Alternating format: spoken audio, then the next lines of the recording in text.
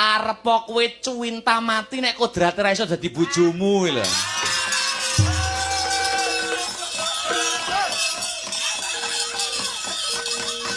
Arep ben bengi mbok sawangi gambare. Mbok rungokne suarane.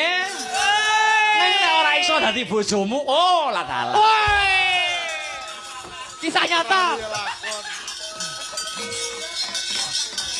Ayo ngalah ya. Ngalah kok. Iya piye kok iso. Siji perkara warisan, loro perkara wong dadi manten kuwi ora kena digawe sembarangan.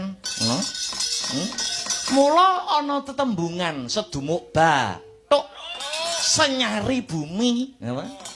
Wong dumuk bathuk kowe wong sing ditresnani kuwi nyawa sing dadi tataane.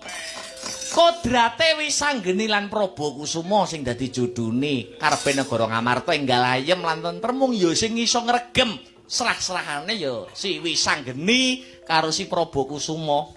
Inggih Kanjeng Rama. Kowe gelem ngalah ora? Nggih. Ngalah gelem ora? Nggih.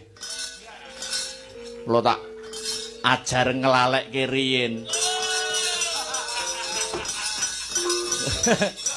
Mangsaku kok nggih kula kadung kadung apa? Nglalekke ngono ndang dolan diselimur. Diselimur ngono nek ya wis lali ning nek ketemu grantes melih ati kula. Mangsaku kok